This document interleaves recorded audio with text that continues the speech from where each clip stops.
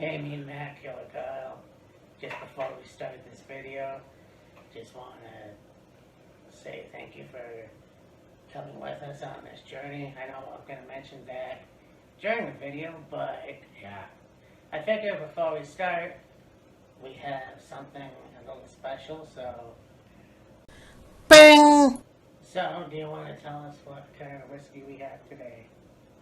So, in the Halloween Havoc Night 1, had the rest of my bottle of Jack Daniels Tennessee Fire, and then for the main event, had the OG Jack Daniels. And tonight, or right now, we've got the Honey Edition Jack Daniels Tennessee Honey. Okay. Yeah. So, want to only clear out your sinuses, clear out your throat. Yeah, exactly.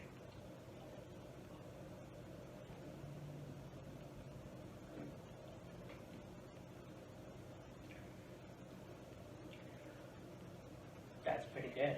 Yeah.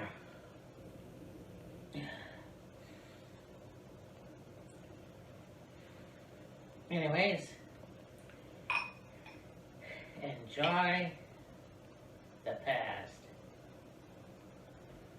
See you when we get there. Yeah.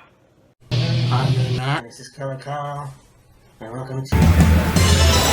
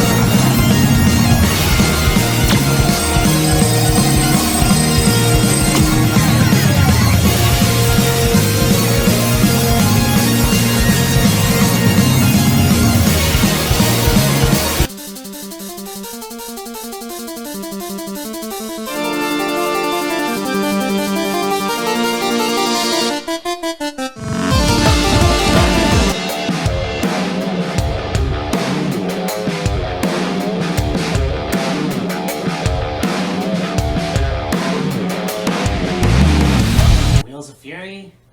I'm your quintessential stud muffin, me and Matt, and I'm here with Killer Kyle. And today, tonight, the last installment of Wheels of Fury, look back at year series 1993 with Super Summer Sizzle. Super Summer Sizzler Spectacular. Yes. Try to hear that 5 times fast. Yeah. Shit. Yeah, this show, day before I turned 9 years old, so June 19th, Right. and yeah, this was not that good. Yeah, Matt and I just watched a review of this show, and according to what we watched, the show sucked ass. Yeah, that's unfortunately it. I mean, look, ECW, or Eastern Championship Wrestling, was just starting out, Yeah. and the quality was the shits. It was the 90s, though. Yeah, I know. Early 90s, yeah. It was definitely not your WCW or WWF. It was basically your DIY punk rock mentality of, okay, we're gonna have a ring, we're gonna just slap ECW on the side, and then we're gonna only have one shot, or it looked like one shot. Well, yeah, like a hard cam shot, that's about it. Yeah. Which I believe ECW was known for anyways, kind of, More or less. but Yeah, like the quality of the sound, and like the video wasn't too bad, but you know, considering it was 93, like it wasn't the same as it was, you know, later into the 90s. yeah. But it was decent for what it was. Yeah, the sound quality was atrocious. And, you know, it went from Eastern Championship Wrestling to Extreme Championship Wrestling. You know, I think that's when they were able to get more money, and so they could have better equipment, cameras, sound, and even eventually get into, you know, music. Sandman with Metallica's Into the Sandman, Tommy Dreamer with Alice in Chains, Man in a Box, Nirvana with Breed. Yeah. There was quite a few. Pantera Walk. Yep. But I mean, and this was also, you know, talk about difference between WWF and WCW. ECW, even though it wasn't extreme No. just yet, you still had chair shots and blood and Like, tits and ass. yeah, I mean, when it was Extreme Championship Wrestling, like, that's pretty much all they did. Yeah, you still had your high-flying matches with, like, Rey Mysterio and Psychosis. You would have a tactical match like Dean Malenko versus Eddie Guerrero, or Shane Douglas versus Chris Candido. Chris Candido, and then Raven versus Sabu. yeah, Yeah. RVD versus Jerry Lynn, Bam Bam Bigelow versus Taz, and then so on and so forth. But I mean, it's kind of like I can't fully blame ECW in 1993. No. Because once again, you know, you look at, let's say, a company like All Elite Wrestling. They're still young. They're still making their mistakes, although it's not that much. Yeah. But yeah, again, it's a different time because in the early 90s, it was like if you were going to do independent wrestling, it was going to be in a gymnasium. It was going to have poor quality. I mean, we watched this show, and the mic was off. Yeah. Not exactly sure why that happened. So, one thing I will say, though, was a big help for Eastern Championship Wrestling at this point, where they were able to bring in a lot of well-known, big-name talent to help to, you know, get eyes on the product, if you will. They had Jimmy Snuka, had Don Morocco, had, for a little bit, Dirty Dick Murdoch. yeah. Road Warrior Hawk was in there for a little bit. Those are the main ones I can think of. Yeah. I mean, we've done a review before from 93. Yeah. And so, I mean, it's been a while. Right. But, yeah. Now, when we were doing a Facebook Live, Matt and I were able to get in a chocolate fix. We love getting chocolate wasted, including this guy. Yeah. But I think we need to maybe satisfy another fix, if you will. Well, you know, we can't do ECW without fucking A. A little of Kentucky? Yeah, Kentucky's finest. Some bourbon with the 10-year-old bullet. Yeah. I won't say enough how much this is my favorite bourbon. Oh, yeah. So, anytime I get to have it, fuck, it's good. Yeah. I had initially brought this with me. We're doing this, why the fuck not? Yeah.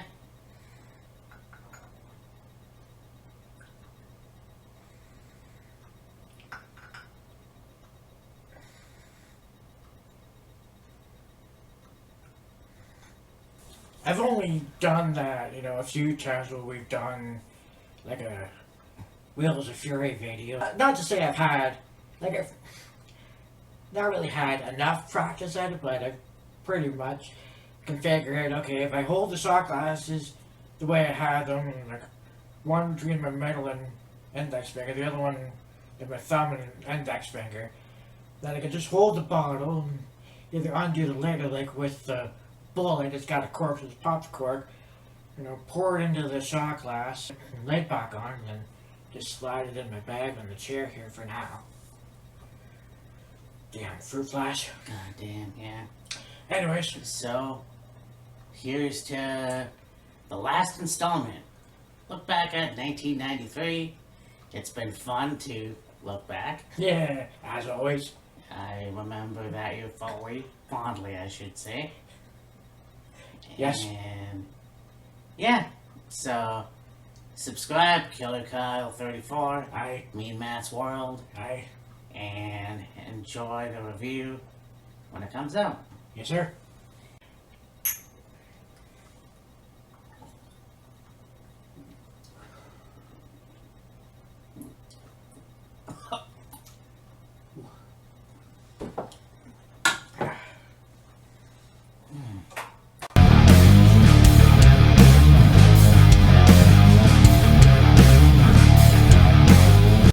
So, I don't think we saw this one.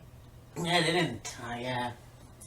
You have a match with Herv Rensto, whatever the fuck, versus Don E. Allen. Yeah, we didn't see this one, did we? So, Herb won the match. And, well, there's a no contest.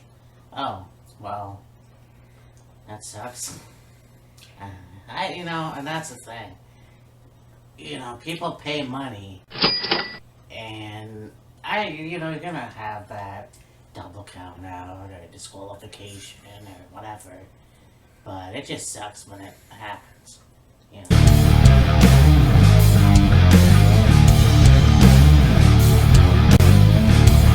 had a match for the ECW Television Championship. Yeah. The Superfly Jimmy Snuka took on JT Smith. This was a good match. I mean, you had Paul Heyman, who was the manager for Jimmy Snuka. Yes. Of course, Paul Heyman did actually manage most of the Anawahi tribe. Pretty much, yeah. The head shrinkers when they were in WCW. Snuka's not a member of that family. Oh. No. Oh yeah, it's from the Fiji Islands. I thought they were related somehow. I don't think so. No. Well, anyways, and I learned that, whatever. So this was a good match. Yeah, pretty good match. I mean, Jimmy Snuka went over. He did do the splash off the top rope. Yeah.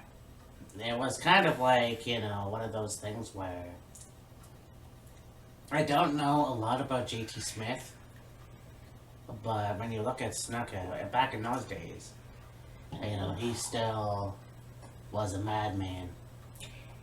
Yeah. But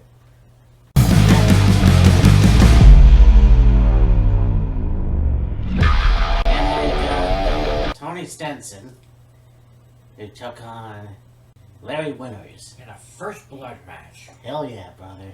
Even though Larry lost, but didn't really see any blood. Like, he had quite a lot of bags on his top of his head, so maybe he bladed up here somewhere, but like, there's no blood on his face. And that's the thing about the camera angle. Like, in my opinion anyways, there was like one shot. Yeah. And it was kind of far away, so... And I think the lights were kind of dim in the gymnasium. Yeah. So it was almost like, okay, where's the blood? But whatever, I mean, Tony Stenson, who's a popular wrestler, won the match. Yeah. So...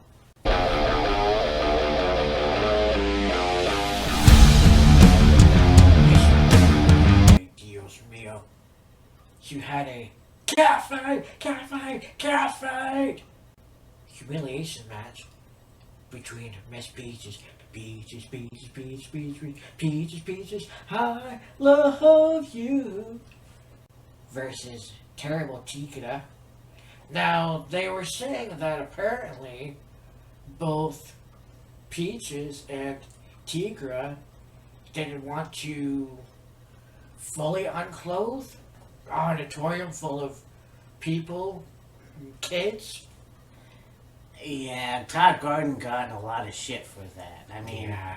there was some rules back in those days where you couldn't do certain things, and of course that was one of them. No big surprise there. I mean, it's when you go to a show in a gymnasium Yeah. for a wrestling event, it's a lot tamer. Yeah. Back in those days, and especially in Philadelphia, I mean, those fans are fucking animals. Yeah. So, and you know, and that was another distinct difference between wrestling and ECW, especially in '93 compared to WWF, Yeah.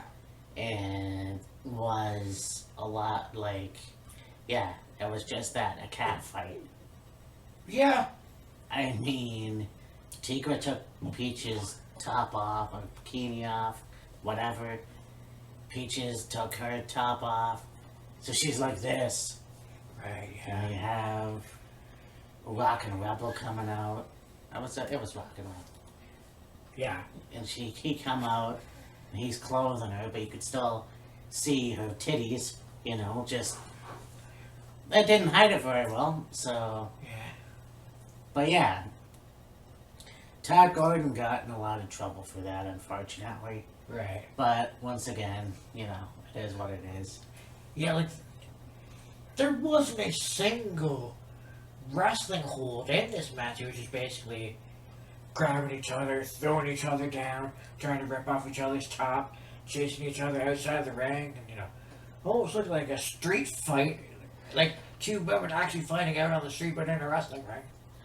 I find that well, not just WWF, but I find that women's wrestling in general was not taken as seriously until, sadly, the late 2000s.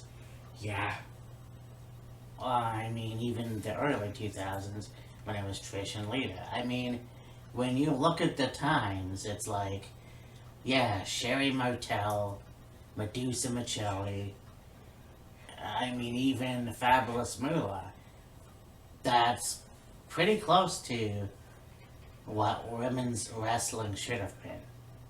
Yeah, see, like, initially when women were wrestling, you know, the names Matt mentioned were, you know, very high caliber performers and wrestlers.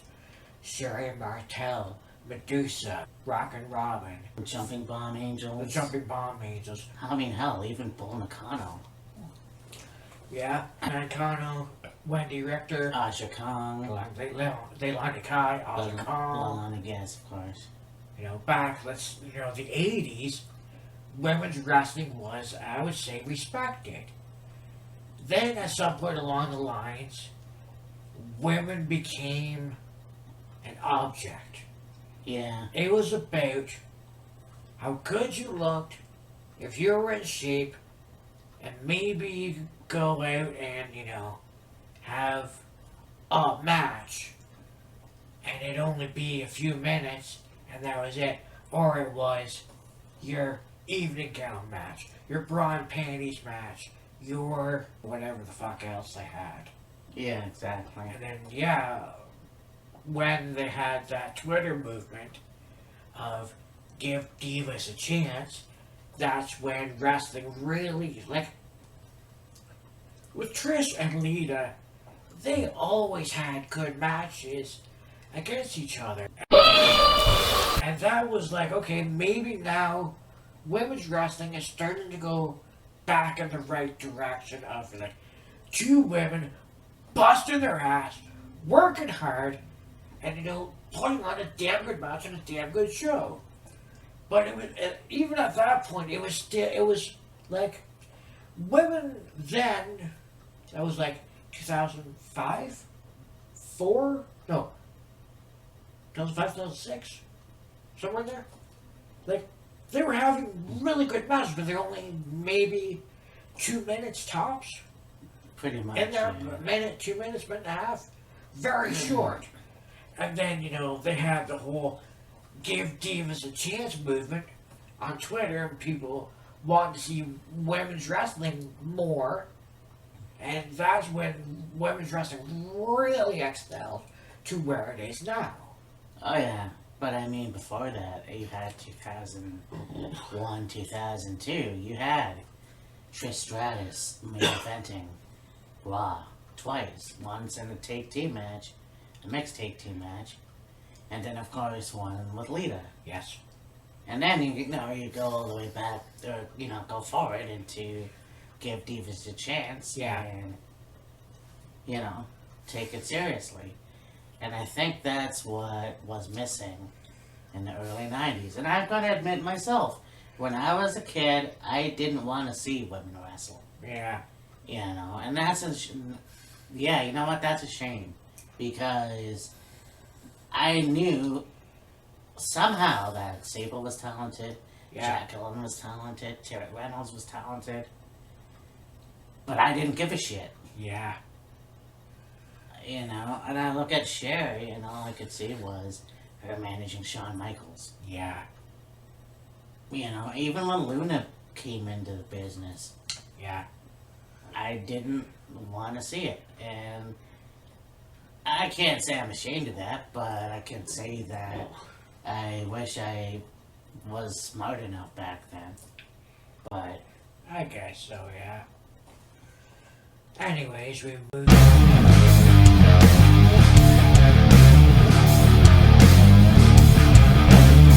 Of the television title, with Jimmy Snuka taking on Tommy Cairo. this was a pretty good match. Yeah. I mean, Jimmy Snuka did win as well. Yes. So, I mean, it's kind of like, I don't know if they were planning on taking the title off of him or not. Right, yeah. Like, Cairo, I don't know too much about. Yeah. Yeah. A lot of these guys don't know a lot about it, but that was the times back then. I mean, okay, JT Smith would later go on to be a member of the Full-Blooded Italians. Oh, yeah. Don E. Allen and Herv Renesto. No clue who the fuck those two are. No. Larry Winters and Tony Stetson. Know about them having done a few ECW reviews from back in the day. Mm-hmm. Miss Peaches and Terrible Tigra. Don't really know much about them. Tommy Cairo, again, not much. And then, you know, further into the card, we'll get more into that.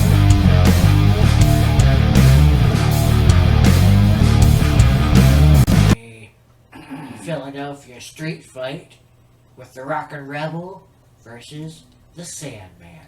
Oh, yeah. Now, of course, this was before he was known as the cigarette-smoking, beer-swilling, Singapore cane swinging madman we all eventually became knew and loved. Yeah.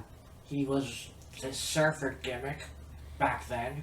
Yeah, you know, it's kind of funny how evolution happens, and you have Sandman in the early 90s, colorful and bright and whatever, a surfer dude. Then, of course, yeah, like Kyle said, as time went on, more grungy, carrying the kendo stick, just smoking, drinking, doing whatever.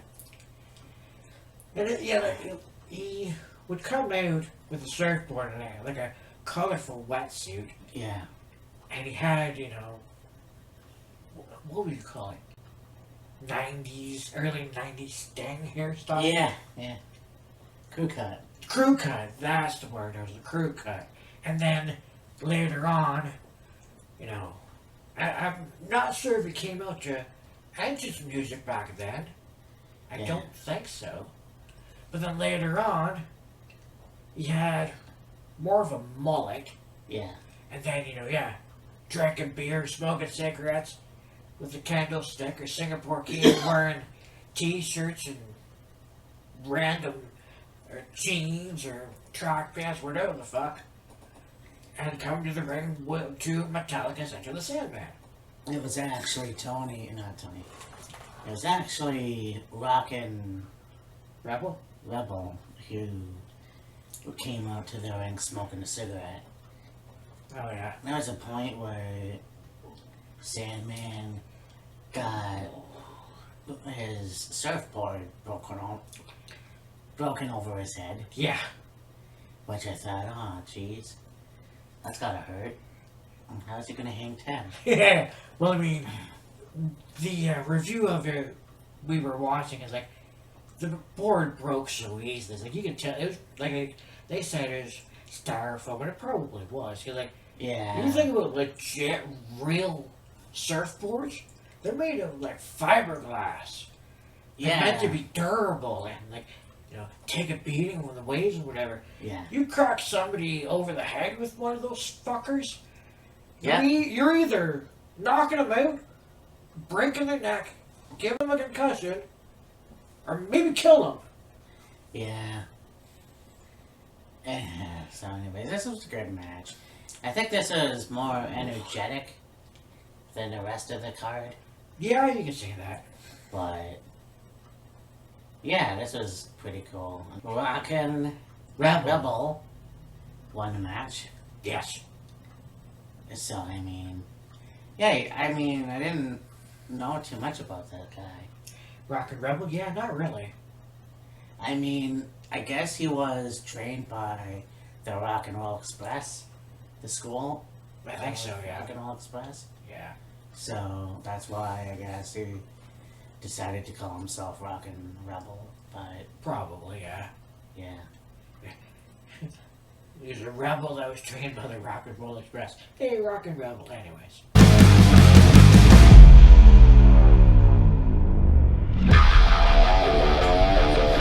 The late Dirty Dick Murdoch yeah, versus Dark Patriot 2. yeah. So this was interesting because Paul Heyman comes out and he says, I think it's Dark Patriot, the first one, Right. couldn't make it. So, of course, you have Dick Murdoch march into the ring, and he's giving it to Paul Heyman, and then Dark Patriot 2 comes out attacking Dick. That sounded weird. Yeah, exactly. And, yeah, I mean, again, Dick Murdoch was one of those guys like Don Morocco or Jimmy Snuka that I think older fans would have appreciated more. Oh, yeah, absolutely. And I mean, you have Dick Murdoch, who was like 43. 45, Oh, yeah, 45, 46. Wasn't really in the best of shape. Died like 3 years later. Yeah. But this match was okay. This match was like fairly sloppy and not that good. And yeah, Dick Murdoch, 45 years old, close to 300 pounds. And yeah, he could still kind of go, Yeah. but not like, way better, early on in his career. Yeah. Dick ended up winning when Dark Patriot went for a power slam from the outside, and Murdoch just rolled through and pinned him. I was like, okay, whatever. He's a piece of shit anyways.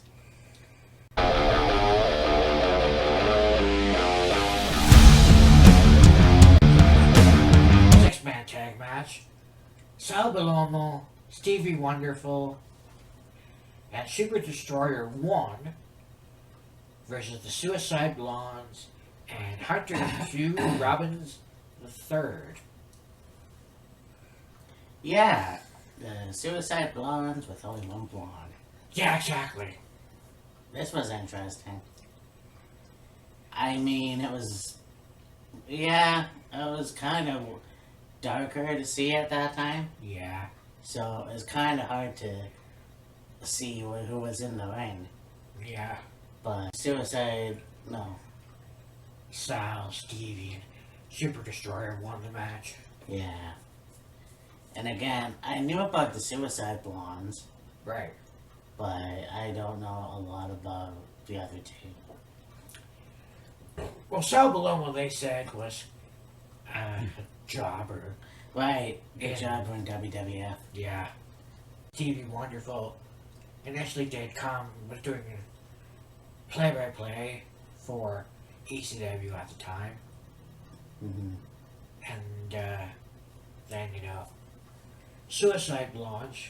Well, it's interesting here because it says Jonathan Hotbody and Richard Michaels, Right. even though it was, well, I guess later on he would go by Chris Candido. Oh yeah, that's right. And then, of course, Hunter Q. Robbins III only was around for a little while. Like, he managed the Super Destroyers. They held the ECW tag titles for almost 2 years. Then they got defeated by Rock and Rebel and somebody else, I think. And then they lost the tag titles to the Suicide Blondes. And then Hunter Q. Robbins started managing the Suicide Blondes. That's a good manager. I don't know whatever happened to him. And then the Super Destroyers didn't take too kindly to that. So they fired Hunter Q. Robbins Yeah. and essentially turned face, and yeah. Yeah, those are the days. Yep. And looking at the interview, like the pre-show interview, standing behind a walker. I don't know why, but early '90s. Well, yeah, like they didn't really have set up an area set up to do interviews. They just basically did the interviews in the locker room. Well, I guess Ring of Honor used to do that too. Well, so did ECW. WWF. All right, yeah, well that's true as well. Yeah, I forgot about that. Anyways, Yeah. main event.